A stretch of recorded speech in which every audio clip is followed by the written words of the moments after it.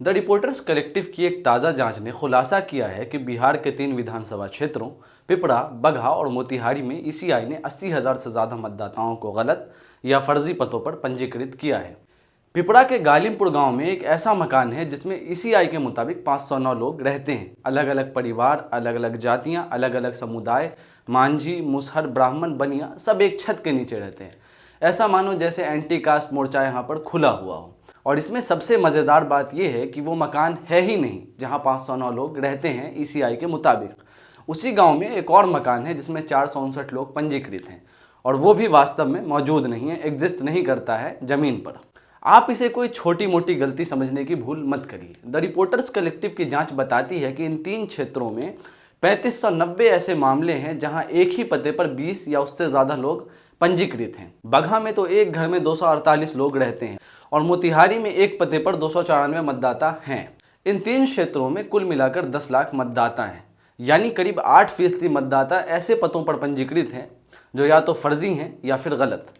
ये सब हुआ है ईसीआई की तथाकथित विशेष गहन संशोधन SIR प्रक्रिया के तहत, जिसे आयोग ने बिहार के मतदाता डेटाबेस को शुद्ध करने के लिए शुरू किया था। लेकिन इस शुद्धिकरण ने पुराने समस्याओं को हल करने के बजाय नई समस्याओं को खड़ा कर दिया है। यहाँ पर सवाल ये है कि क्या निर्वाचन आयोग वाकई में मतदाता सूची को साफ करने की कोशिश कर रहा है या फिर ये कोई और ही खेल है। और देखिए, आज तो बहुत बड़ी जीत हुई है लोकतंत्र की, संविधान की और ख़ास तौर पर बिहार के लोगों की। एक बड़े साजिश के तहत जो बीजेपी खुद नहीं कर पाती है, वो इलेक्शन कमीशन को आगे करके कर रही थी। 17 अगस्त 2025 को जब बिहार में राहुल गांधी की वोट अधिकार यात्रा शुरू हुई, ईसीआई ने दिल्ली में एक प्रेस कॉन्फ्रेंस बुलाई।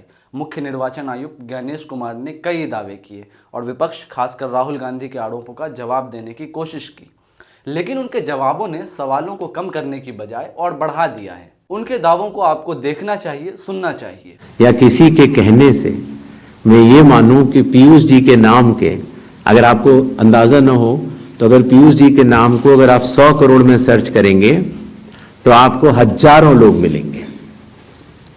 अब कौन से पीयूष जी का नाम काटा जाए? कौन से पीयूष जी 2 हैं ये?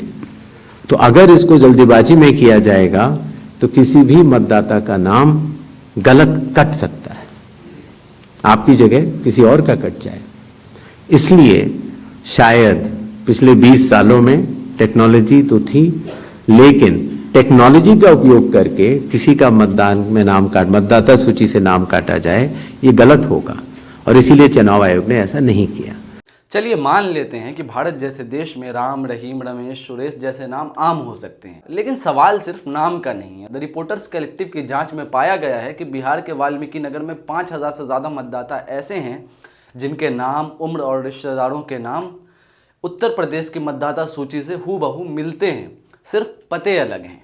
अब आप ही महान जनता बताइए, अब राम कुमार, उम्र 35, पिता का नाम श्यामलाल बिहार में भी है और उत्तर प्रदेश में भी, तो क्या ये सामान्य है? और अगर ये संयोग है तो 1000 से ज़्यादा ऐसे संयोग कैसे हो सकते हैं जहां नाम, उम्र और रिश्तेदारों के नाम बिल्कुल एक समान हैं? और अगर ये भी सूचना आपके लिए पर्याप्त नहीं है तो और सुनिए, कई मामलों में नाम में 1 से 3 अक्षर बदले गए हैं या उम्र में 1 से 4 साल का फर्क डाला गया है। मसलन शबनम खातून, उम्र 33, रिश्तेदार का नाम इश्तियाक अहमद, उत्तर प्रदेश के सिसवा में पंजीकृत हैं और बिहार के वाल्मीकि नगर में भी पंजीकृत हैं।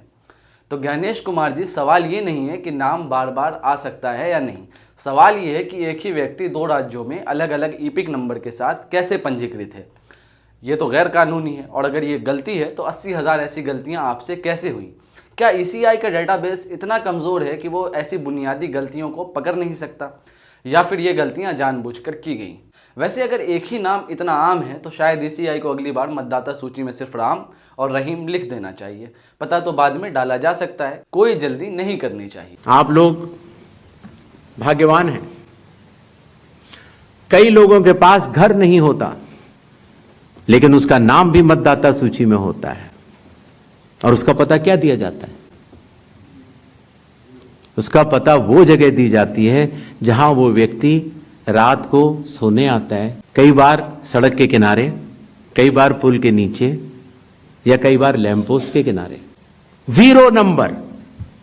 आपको पता है इस देश में करोड़ों लोगों के घरों के पते के आगे 0 नंबर है, क्योंकि पंचायत, म्यूनिसिपैलिटी जिस घर में वो रहते हैं उन्होंने उनका नंबर नहीं दिया। तो वो अपने फॉर्म में क्या पता भरें? तो चुनाव आयोग के निर्देश कहते हैं अगर ऐसा कोई भी मतदाता इस देश में है, चुनाव आयोग उसके साथ खड़ा है और उसको नोशनल नंबर देगा, और चूंकि कंप्यूटर में जब उसको भरते हैं तो वो 0 दिखता है। चलिए मान लेते हैं सड़क पर रहने वाले लोगों के साथ ऐसा ही होता है, लेकिन फिर सवाल ये उठता है कि क्या बिहार में इतने सारे लोग सड़क पर रहते हैं? द रिपोर्टर्स कलेक्टिव की जांच बताती है कि पिपरा, बगहा और मोतिहारी में 80,000 मतदाता ऐसे पदों पर पंजीकृत हैं जो या तो सिर्फ फर्जी हैं या गलत। क्या ये सारे 80,000 लोग सड़क पर रहते हैं? और अगर आपका जवाब हाँ है, तो केंद्र और राज्य सरकारें जो हर साल दावा करती हैं कि उन्होंने लाखों लोगों को घर दिए हैं, वो कहाँ गए? वो घर कहाँ है? वो छत कहाँ चला गया? पिपरा के बूथ 196 में 104 मतदाता एक ऐसे मकान नंबर 2 में पंजीकृत हैं जो असल में मौजूद ही नहीं है। वहां की वोटर शकीला खातून और जदुलाल शाह ने साफ कहा कि उनके गांव में घरों का कोई नंबरिंग नहीं है। फिर ये हाउस नंबर 2 कहां से आया? और अगर ईसीआई की नीति है कि बेघर लोगों को 0 नंबर दिया जाता है, तो ये 2 नंबर कैसे आ गया? और अगर गलती हुई तो ऐसी गलतियां बार बार क्यों हो रही है? सरकार कहती है हमने सबको घर दिया, ईसीआई कहता है सब सड़क पर सो रहे हैं। तो जनता को समझ नहीं आ रहा है कि घर में रहें या सड़क पर सोएं। शायद अगली बार ईसीआई सड़क पर रहने वालों को 5 स्टार होटल का पता दे दे, ताकि कुछ स्टाइल में कूलनेस आ जाए। आप लोग भाग्यवान हैं। जब ईसीआई से सीसीटीवी फुटेज की मांग की गई तो जवाब मिला कि वहां औरतें भी वोट डालने आती हैं, इसलिए फुटेज देखना उचित नहीं है। हमने कुछ दिन पहले देखा कि कई मतदाताओं की फोटो उनकी अनुमति के बिना मीडिया के समक्ष रखी गई, उनके ऊपर आरोप लगाए गए, उनका इस्तेमाल किया गया। क्या अपनी माताओं, बहुओं, बेटियों सहित किसी भी मतदाता की सीसीटीवी वीडियो चुनाव आयोग को साझा करनी चाहिए क्या ईसीआई कहना चाहती है कि औरतों की प्राइवेसी की आड़ में वो अपनी जिम्मेदारी से भाग रहा है? सीसीटीवी फुटेज का इस्तेमाल तो ठीक वही करना है, यही सुनिश्चित करना कि वोटिंग प्रक्रिया पारदर्शी और निष्पक्ष रहे। और अगर प्राइवेसी का सवाल है तो क्या ईसीआई को नहीं पता कि फुटेज को सुरक्षित और गोपनीय तरीके से देखा जा सकता है? क्या दुनिया के बाकी लोकतंत्र में सीसीटीवी फुटेज की जांच नहीं होती? और अगर ईसीआई इतनी प्राइवेसी के प्रति संवेदनशील है तो फिर वो मतदाता सूची में 509 लोगों को एक ही फर्जी मकान में क्यों डाल देता है? क्या वो प्राइवेसी का सम्मान है? ईसीआई ने नया नियम बना दिया है, सीसीटीवी फुटेज नहीं देखेंगे क्योंकि औरतें वोट डालती हैं। शायद अगली बार ईसीआई कहे कि हम मतदाता सूची भी नहीं बनाएंगे क्योंकि उसमें औरतों के नाम होते हैं। ऐसे तर्क के लिए कम से कम भारत में ईसीआई को तो ऑस्कर मिलना ही चाहिए। ईसीआई ने यह भी कहा कि उनकी प्रक्रिया पर सवाल उठाना भारतीय संविधान का अपमान है। वोट चोरी जैसे गलत शब्दों का इस्तेमाल करके जनता को गुमराह करने का असफल प्रयास किया जाए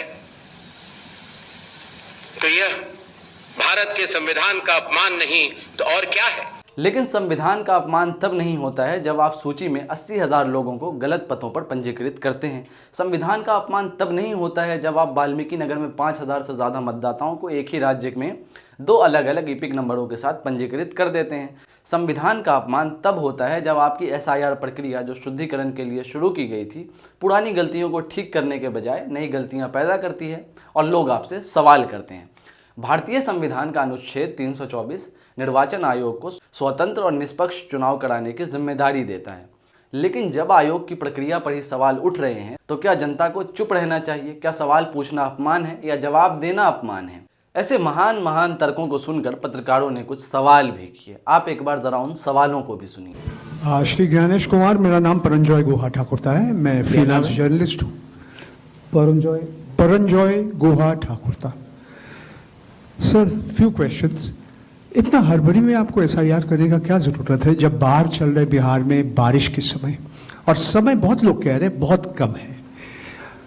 आपको सुप्रीम कोर्ट ने आदेश किया 14 तारीख के दिन, आपको मशीन रीडेबल जो 65 लाख लोग का नाम नहीं है तो आपको देना पड़ेगा। इससे पहले आपने क्यों नहीं दिया? मेरा सवाल, आयोग नया जरूर है, सवाल पुराना है, लेकिन सवाल उससे जुड़ा है क्योंकि आप भी आरपी एक्ट की दुहाई देते हैं और संविधान की।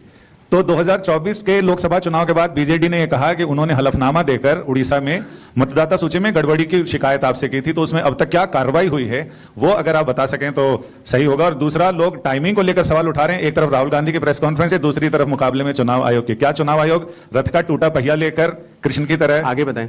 हाँ, हमारा सवाल है कि स्पेशल समरी रिवीजन सालाना तौर पे होता है हर साल, तो एसआईआर की जरूरत आपको कौन सा मतदाता सूची दोनों प्रक्रिया से अलग मिलेगा, हम ये जानना चाह रहे हैं। और एक सप्लीमेंट्री सवाल है इसी के साथ कि आपने कहा कि कुछ पॉलिटिकल पार्टीज के नेता भ्रम फैलाने की कोशिश कर रहे हैं। उनका यह भी कहना है, राहुल गांधी की मैं बात कर रहा हूं, थोड़ी देर पहले उन्होंने कहा है क्यों उन्हीं से शपथ पत्र सिर्फ मांगा जा रहा है, दूसरे लोग, दूसरी पार्टी के लोग जो सवाल कर रहे हैं उनसे क्यों नहीं? As you know, after Rahul Gandhi's press conference, there are many issues coming up from different states, including states like Kerala. Will you initiate an inquiry into all these allegations which are coming from different states? So first question is that initially when the draft electoral rolls were uploaded on the website, these were machine readable and searchable as well. The size was smaller, the pictures were clearer.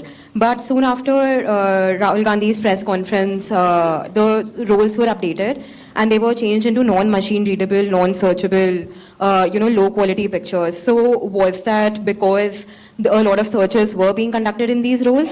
And secondly, why is the dual epic ID issue there in Bihar, despite the commission saying back in May that, we have resolved it across the country? मैं आपसे जानना चाह रहा हूं कि इस बात का ग्रेडिंग कैसे की जाएगी कि जो अभी आपने उदाहरण देके बताया कि ईपीआईसी में एक आदमी नाम डुप्लीकेट करेगा, जब तक आपके पास कोई यूनिक फीचर नहीं होगा, जैसे आधार के मामले में बायोमेट्रिक्स एक यूनिक फीचर का काम करता है हर इंडिविजुअल के लिए ना, उसी तरीके से अगर आप ईपीआईसी से इसको नहीं जोड़ेंगे तो ये संभव ही नहीं है कि आप कभी जिंदगी में डुप्लीकेसी को चेक कर पाए, चाहे कितने एफर्ट्स कर लें। यहाँ आपको टेक्नोलॉजी की ही मदद लेनी पड़ेगी, मैनुअली ये ह्यूमनली पॉसिबल नहीं है। और इसी से जुड़ा हुआ सवाल ये भी है कि जब इस तरह की चीजें हमारे सामने आती हैं, यानी डुप्लीकेसी को चेक करने की, वही डुप्लीकेसी हमारे सामने जब वोटर लिस्ट में सामने आती है तो एक नया बखेड़ा खड़ा होता है। आप चुनाव आयोग के सामने सबसे इंपॉर्टेंट चीज यह है कि अगर किसी चीज की शिकायत की जा रही है तो क्या चुनाव आयोग सबसे पहले शिकायत की जांच करने पे जोर देगा या शिकायतकर्ता कौन है उसकी जो है वो कलई खोलने पे जोर देगा?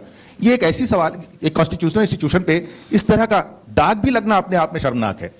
यानी अगर उससे आप हमें बचाइए, इस देश को तो बचाइए, इस डेमोक्रेसी को बचाइए, हम आपसे ये उम्मीद करते हैं। निर्वाचन आयोग की एसआईआर प्रक्रिया ने बिहार में मतदाता सूची को साफ करने के बजाय उसे और उलझा दिया है। 80,000 मतदाता गलत पतों पर हैं, 5,000 दोहरे मतदाता और फर्जी घरों में सैकड़ों लोग रह रहे हैं। ये सब ईसीआई की शुद्धिकरण प्रक्रिया का नतीजा है। तो यह भारत के संविधान का अपमान नहीं तो और क्या है? और जब पत्रकारों ने सवाल पूछे तो जवाब में या तो गोल मटोल बातें मिली या फिर जिम्मेदारियों को बूथ लेवल अधिकारियों और राजनीतिक दलों पर डाल दिया गया। राहुल गांधी ने ईसीआई पर वोट चोरी का आरोप लगाया और उनकी वोट अधिकार यात्रा ने इस मुद्दे को जनता के सामने लाया है, लेकिन ईसीआई ने इन आरोपों को गंभीरता से लेने की बजाय उन्हें खारिज कर दिया, उल्टा राजनीतिक दलों को दोषी ठहराया। तो सवाल ये उठता है, क्या ईसीआई वाकई में निष्पक्ष और पारदर्शी है जब 8% मतदाता गलत पतों पर पंजीकृत हैं, जब 2 राज्यों में एक ही व्यक्ति के 2 ईपिक नंबर हैं और जब ईसीआई जवाब देने से कतराता है तो जनता का भरोसा कैसे बना रहेगा? लोकतंत्र का आधार है एक व्यक्ति एक वोट, लेकिन अगर ईसीआई की मतदाता सूची में ही 80,000 गलतियां हैं तो यह अधिकार हिल रहा है। ईसीआई को चाहिए कि वो अपनी प्रक्रिया को पारदर्शी बनाए, गलतियों को सुधारे और जनता के सवालों का जवाब दे, क्योंकि अगर आयोग पर ही सवाल उठेंगे तो लोकतंत्र पर भरोसा कैसे बनेगा? आप देख रहे थे रियाज की रिपोर्ट। धन्यवाद।